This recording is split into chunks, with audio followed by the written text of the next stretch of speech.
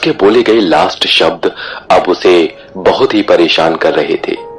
मिष्टी को अक्षय की हेल्प चाहिए थी और मिष्टी को इस तरह अकेले छोड़ना उन्हें बिल्कुल गवारा नहीं था। अक्षय उसी वक्त अपनी कार लेकर बाहर निकले और उन्होंने कार में बैठे बैठे ही पुलिस हेडक्वार्टर में फोन लगाया। अक्षय ने कहा, इस नंबर का लोकेशन मुझे सेंड करो। सामने आदमी ने कहा, ओके सर, आप 2 मिनट रुकिए, मैं करता हूँ। अक्षय सीधे वहां से निकल गए। वो लास्ट टाइम जब मिष्टी को जहां छोड़ा था वहां तक जाने लगे और वो कुछ देर बाद वहां पहुंच भी गए।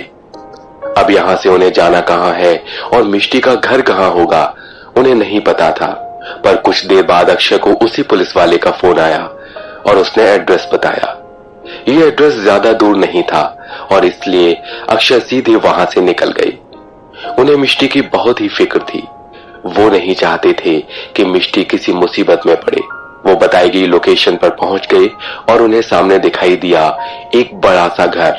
अक्षय ने अपनी कार वहां कुछ दूरी पर ही रोकी, जहां अब उस घर के आगे एक एम्बुलेंस भी खड़ी थी। उस घर में से मिष्टी के फादर उसे गोद में उठाकर ले जा रहे थे। वो उसे एम्बुलेंस में डाल रहे थे।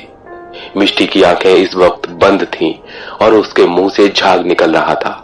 मिष्टी को इस हालत में देखकर अक्षय समझ गए थे कि मिष्टी ने आज फिर ड्रग्स लिए हैं। उसी के हाई डोज के कारण मिष्टी की ये हालत हुई होगी। अक्षय चुपचाप वहीं खड़े रहे और मिष्टी को उस एम्बुलेंस से वहां से ले जाते हुए देखते रहे। मिष्टी की इस हालत को देखकर अक्षय की आंखें भी नम थी, उनमें पानी बह रहा था। उसे इस तरह देखकर उसे बहुत ही बुरा लग रहा था। मिष्टी को इस तरह देखना उनके लिए काफी दर्द भरा था। मिष्टी अकेली थी और उसी अकेलेपन को दूर करने के लिए वो ड्रग्स का सहारा ले रही थी और यहाँ अक्षय भी उसी की तरह अपने आप को अकेला महसूस कर रहे थे। उसके दर्द को अच्छे से अक्षय समझ पा रहे थे। उन्हें मिष्टी की इस हालत को देखकर अपने उस अकेलेपन की याद आती है जब वो अपने परिवार को खो चुके थे और उसी अकेलेपन को दूर करने के लिए वो शराब को पीने लगे। ये शराब आज भी अक्षय का पीछा नहीं छोड़ती। अक्षय वापस आ जाते हैं। उन्हें आज पूरी रात नींद नहीं आई। उन्हें पूरी रात मिष्टी की फिक्र सताती रही। मिष्टी का भोला चेहरा उनकी आंखों के सामने घूमता रहा। उसकी मासूम बड़ी बड़ी आंखें, ऐसा लग रहा था कि जैसे वो अभी भी अक्षय को देख रही हो। नेक्स्ट डे सुबह का वक्त था। आज अक्षय अपने आप को मिष्टी से मिलने से रोक नहीं पाए। वो सीधा ही अपनी कार को लेकर मिष्टी से मिलने के लिए हॉस्पिटल पहुंचे। वो अपने पैरों को जल्दी जल्दी बढ़ाते हुए हॉस्पिटल के अंदर आ गए और उन्होंने सामने काउंटर पर मिष्टी के बारे में पूछा। अक्षय की बात सुनकर राणे और दूसरे पुलिस वाले के चेहरे पर तनाव था। सामने काउंटर पर मौजूद शख्स ने मिष्टी के रूम के बारे में बताया।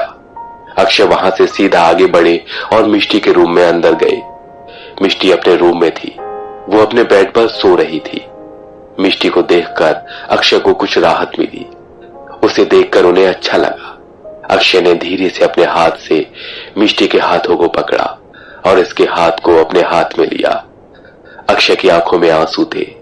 अक्षय की आंख से होता हुआ एक आंसू मिष्टी के हाथ पर पड़ा, जिसके कारण उसकी नींद खुल सी गई। उसने धीरे धीरे अपनी आंखें खोली और सामने अक्षय का मुस्कुराता हुआ चेहरा देखा। अक्षय ने बड़े प्यार से कहा, क्या तुम ठीक हो? इस बात को सुनकर अक्षय को अपने पास देखकर मिष्टी के चेहरे पर हल्की सी स्माइल आ गई। मिष्टी ने अपने सिर को हिलाकर हाँ कहा। अक्षय ने कहा, मिष्टी तुम्हें हेल्प की जरूरत नहीं है, तुम्हें बस ड्रग्स से दूर रहने की जरूरत है। जब तक तुम उस ड्रग्स नाम के पॉइजन को लेती रहोगी तब तक तुम्हें ये अजीब सवाल परेशान करते रहेंगे। प्लीज प्लीज अब तुम ये दोबारा मत करना। तुम्हें किसी से कोई खतरा नहीं है मिष्टी, और एक बात, जब तक मैं यहाँ हूं तुम्हें कोई कुछ नहीं कर सकता। मिष्टी के चेहरे पर अभी भी एक स्माइल थी। अक्षय ने कहा, मैं यहाँ सिर्फ तुमसे मिलने आया हूं, तुम बस अपना ध्यान रखना, मैं तुमसे मिलने आऊंगा। Okay, take care. अक्षय अपनी बात कहकर वहां से जाने लगता है। अक्षय को इस तरह जाते देखकर मिष्टी अक्षय का हाथ पकड़ लेती है और धीरे से मुस्कुराते हुए कहती है, वो यही है। इस बात को सुनकर मिष्टी की इस हालत को देखकर अक्षय की आंख फिर से नम हो जाती हैं।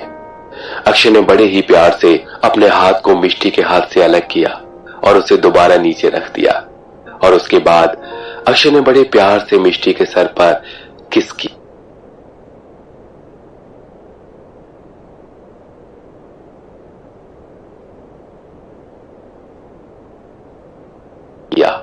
और कहा, अपना ध्यान रखना। मिष्टी कुछ कह पाती इससे पहले ही उस रूम में मिष्टी के फादर आ गए। मिष्टी के फादर दरवाजे के पास ही खड़े रहे। वो अक्षय को देखकर थोड़ा हैरान थे। वो अक्षय को देख रहे थे और अब अक्षय भी उन्हें देखकर मिष्टी से दूर हो गई। ये मुलाकात पहली मुलाकात थी अक्षय और मिष्टी के फादर की। अक्षय मिष्टी से दूर हुए, उसके फादर को देखकर हल्की सी स्माइल के साथ वहां से जाने लगे। मिष्टी के फादर बिना कुछ कहे चुपचाप अक्षय को देखते रहे। अक्षय हॉस्पिटल से बाहर तो आ गए थे, पर वो अभी भी मिष्टी की इस हालत को देखकर काफी परेशान थे। उन्हें समझ नहीं आ रहा था कि वो मिष्टी की मदद कैसे करें। वो मिष्टी को इस हालत में नहीं देख सकते थे। पर अब जब मिष्टी इतना कुछ कह रही थी, इतना कुछ सह रही थी, तो अक्षय ने अब मिष्टी की बातों पर एक बार फिर से गौर करने का सोचा। मिष्टी की किसी भी बात में कोई सच्चाई नहीं थी, पर अब जब वो मिष्टी की हालत देख रहे थे तो उन्होंने अपने कदमों को एक बार फिर से पीछे खींच लिया और इस केस को एक बार फिर मिष्टी की नजर से देखने की कोशिश की। अक्षय ने अपनी कार पीछे घुमाई और वो फिर से पुलिस हेडक्वार्टर पहुंचे, जहां पहुंचते ही उन्हें राणे मिला। Good morning sir. Good morning Rane. Sir क्या बात है, आप काफी दिनों बाद आए हैं। सब कुछ ठीक तो है ना? हाँ राणे, सब कुछ ठीक है। प्लीज हम बाद में बात करते हैं। Okay sir, sorry, please this way. Rane Akshay को अपने साथ एक रूम में पहुंचने में मदद करता है और कुछ देर बाद वो एक रूम में पहुंचते हैं जहां बहुत से सीसीटीवी फुटेज चल रहे होते हैं। अक्षय ने वहां पुरानी तारीख के कुछ सीसीटीवी वीडियोस देखे जो कि शहर भर में लगे थे। उसे वहां इस तरह देखते हुए देखकर राणे ने कहा, सर आप क्या देख रहे हैं? प्लीज मुझे भी बता दो ताकि मेरा भी कुछ इंटरेस्ट आ जाए इन सब में। Rane ji, interest is a key to found a lock, but sometime lock is missing and key is waste. Sir आपने अभी जो कहा बहुत ही अच्छा लगा, पर हिंदी में होता तो और भी अच्छा लगता। ये वाला तो मेरे सर से ऊपर चला गया सर। कभी कभी ऐसा होता है राणे। राणे, इस ऑटो को देखो। इस ऑटो को परसों रात को इस चौक से निकलते हुए देखा था और अब कल इसकी बॉडी रात को मिली है। सर ये मर गया है? हाँ राणे, ये कैसे सवाल है? जब मैं बोल रहा हूँ कि बॉडी, तो मरा ही होगा ना। तुम एक काम करो, ये ऑटो कहाँ से निकला था और कहाँ कहाँ गया था, इसकी सारी इन्फॉर्मेशन निकालो और उसके बाद उस ऑटो में पिछले सारे मंथ का वीडियो निकलवाओ और कम से कम जून तक का। जून का नाम सुनकर राणे और वो साथ में बैठा है इस सब को दिखाने वाले आदमी के चेहरे से रौनक ही गायब हो जाती है। उन दोनों की ऐसी शक्ल देखकर अक्षय ने कहा, तुम दोनों मुझे ऐसे क्यों देख रहे हो? मैंने कोई इम्पॉसिबल सा काम बता दिया है क्या? नहीं नहीं सर, ऐसा नहीं है, पर आप जानते हैं पिछले 3-4 महीनों में लगातार इस ऑटो वाले को देखना कितना मुश्किल है।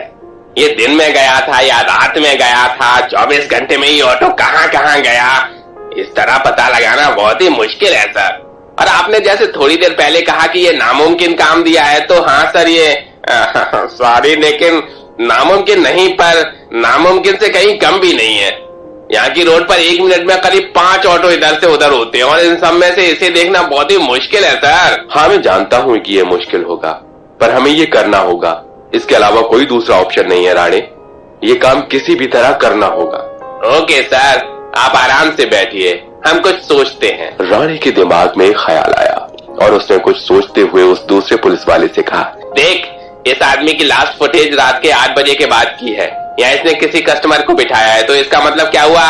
इसका मतलब क्या हुआ? ये मुझे कैसे पता होगा?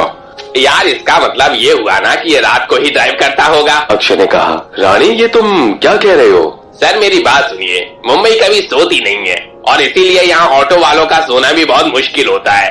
इसी के लिए यहाँ मुंबई में 2 शिफ्ट में ऑटो चलते हैं सर। कुछ लोग दिन में चलाते हैं, कुछ लोग रात में चलाते हैं, और अब ये ड्राइवर रात में देखा गया और रात को इसका मर्डर हुआ। इसका मतलब तो साफ है सर कि ऑटो वाला रात में अपना ऑटो चलाता है। इससे क्या होगा? अरे सर, इससे ये होगा कि हमें रात के सीसीटीवी फुटेज चेक करने हैं। हमारा आधा काम तो सीधा सीधा काम हो गया ना सर, और रात को दिन के हिसाब से ट्रैफिक बहुत कम होता है।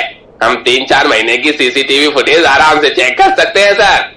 इसके लिए हमें थोड़ा वक्त जरूर लगेगा, पर हम ऐसा जरूर कर सकते हैं। राणे, ये तो तुमने कमाल कर दिया। सर मैंने कहा था ना, कमिश्नर सर ने आपके साथ मुझे ड्यूटी पर क्यों लगाया है? उन्हें मालूम था कि मैं ही आपकी मदद कर सकता हूँ। राणे, तुमने बिल्कुल ठीक कहा, ये तो बहुत ही अच्छी बात है, पर अब हम क्या करें? और भी कोई रास्ता है इस काम को जल्दी खत्म करने के लिए? हाँ सर, बिल्कुल है। सब ऑटो वाले लगभग अपने चुने हुए रास्तों पर ही जाते हैं, वो हर जगह नहीं जाते सर। कभी कभी वो चले जाते हैं, पर अक्सर वो ऐसा नहीं करते। बस अब हमें करना ये होगा कि ये ऑटो वाला कहां से कहां तक लगभग रोज जा रहा है, उन्हीं एरिया पर ध्यान देना होगा। वाह राणे वाह, तुमने तो इस काम को अब 70% कम कर दिया। गुड जॉब राणे, तुमने बहुत ही अच्छा काम किया। Thank you sir. मेरा नाम है राणे, और राणे मतलब। इस बात को सुनकर सभी हंसने लगे। अक्षय ने उस पुलिस वाले से कहा, क्या हुआ, अभी भी ये नामुमकिन है? नहीं सर, अब ऐसा नहीं है, पर फिर भी ये अभी भी बहुत मुश्किल है। आप मुझे थोड़ा टाइम दीजिए, मैं अपनी पूरी तरह से पूरी कोशिश करता हूँ। कहीं इस बात को सुनकर अक्षय थोड़ा खुश था। अक्षय ने इस फाइल को ऑटो ड्राइवर की मौत को मिष्टी के नजरिए से देखने की कोशिश की, पर सच तो ये था कि अक्षय को मिष्टी की कही बातों पर बिल्कुल भी भरोसा नहीं था। पर मिष्टी से हुए लगाव ने उन्हें एक बार ऐसा करने पर मजबूर कर दिया। अक्षय वहां से अपने घर आ गए, और वहां वो आज फिर से अपनी शराब के गिलास को पकड़े हुए थे। उनके सामने बार बार मिष्टी का चेहरा दिखाई दे रहा था। उन्हें याद आने लगा वो दिन जब मिष्टी उन्हें पहली बार दिखाई दी थी। उस वक्त वो किस तरह उन्हें सर सर आप कहकर बात कर रही थी, और बाद में जब भी मिष्टी की मुलाकात अक्षय से हुई, तब उसे मिष्टी की मिडिल फिंगर का सामना करना पड़ा। यह सब अक्षय के लिए काफी परेशान कर देने वाला था, पर उन्हें अब मिष्टी की बातें और उसके इस अजीब बर्ताव को देखकर हंसी आ जाती थी। अगले दिन राणी सुबह सुबह ही गेस्ट हाउस पहुंचा। उसने सामने अक्षय को देखा और कहा, सर क्या बात है, आज आप जल्दी उठ गए? हमें कहीं जाना है क्या सर? हाँ राणे, आज फिर हम मुंबई दर्शन के लिए चलते हैं। ओके सर, ये तो बहुत ही अच्छी बात है। वो दोनों बातें करते हुए कार तक पहुंचे, और वो दोनों वहां से निकल गए। रास्ते में बहुत सा ट्रैफिक था, जिसे देखकर अक्षय थोड़ा परेशान थे। राणी, ये तुम कहाँ ले आए? यहाँ तो बड़ा लंबा जाम लगा है। हाँ सर, पर क्या करें, आजकल सभी रोड का हाल यही है। दिन में बहुत रश रहता है, चाहे कहीं से भी जाओ। तो यही लोकल बसों का शुक्र है जो बहुत से लोगों को अपने साथ ले जाती हैं, वरना अगर सब अपने अपने साधन से आने लगे ना सर, तो यहाँ की रोड तो 2-2 दिन तक जाम होने लगे। राणी, तुम जानते हो मैं पहली बार मुंबई आया हूँ। वैसे तो मुझे फिल्म देखना ज्यादा पसंद नहीं है, पर फिर भी जब भी मैं टीवी देखता था तो उनमें काम करने वाले लोग या फिल्म स्टार या मुंबई में कैसे रहते होंगे, ये सोचता था। मुझे लगता था कि ये फिल्म स्टार मुझे सड़कों पर ही घूमते हुए नजर आ जाएंगे, पर यहाँ तो देखो कुछ ऐसा है ही नहीं। हाँ सर, आपने बिल्कुल ठीक कहा। आपको पता है यहाँ मुंबई में हर रोज हजारों लोग घूमने के लिए दूसरे शहरों से आते हैं, और उनका बस यही सपना होता है कि वो किसी फिल्म स्टार से मिल सके। पर यहाँ इन ट्रैफिक की लाइन में फंसकर उन्हें सच्चाई का पता चलता है सर। देखो यहाँ चारों, एक तरफ तो बड़ी बड़ी बिल्डिंग्स है और दूसरी तरफ ये झोपड़ियां। मुंबई का पूरा सच यहाँ रहकर ही पता चलता है। राणी, तुम कभी किसी फिल्म स्टार से नहीं मिले? ऐसा नहीं है सर, मिला तो नहीं पर देखा जरूर है। अच्छा, किसे देखा है? ऐसे तो बहुत से छोटे कलाकारों को देखा है सर, पर मैंने बहुत अच्छे से देखा था अमिताभ बच्चन को। सच कह रहे हो? कहाँ देखा था तुमने? अरे सर, मैंने उन्हें उन्हीं के घर के आगे देखा था। वो आज भी हर संडे को शाम को अपने घर के बाहर आते हैं, और संडे को उनके घर आगे बहुत भीड़ लगी रहती है। वो सभी लोगों से मिलते हैं सर। मुझे याद है सर, आज भी वो दिन जब मैं वहां उनके दरवाजे के बाहर उस भीड़ पर खड़ा था। मैं भी सभी लोगों के साथ बच्चन बच्चन चिल्ला रहा था। मेरी आवाज सुनकर उन्होंने मेरी तरफ देखा और देखकर हाथ हिलाया और मुस्कुराया भी सर। उस दिन मुझे पूरी रात नींद नहीं आई। पूरी रात अमिताभ जी का चेहरा मेरी आंखों के सामने घूमता रहा था सर। इस तरह तो कभी किसी लड़की का चेहरा भी नहीं घूमा था जिस तरह अमिताभ जी का घूम रहा था। इस बात को सुनकर अक्षय के चेहरे पर एक मुस्कुराहट आ जाती है, और वो मुस्कुराहट हंसी में बदल जाती है। वो जोर जोर से राणी को देखते हुए हंसने लगे। राणी ने भी हंसते हुए कहा, सर आप भी, ऐसा होता है सर, आपके साथ भी होगा अगर आप अमिताभ बच्चन को देख ले तो।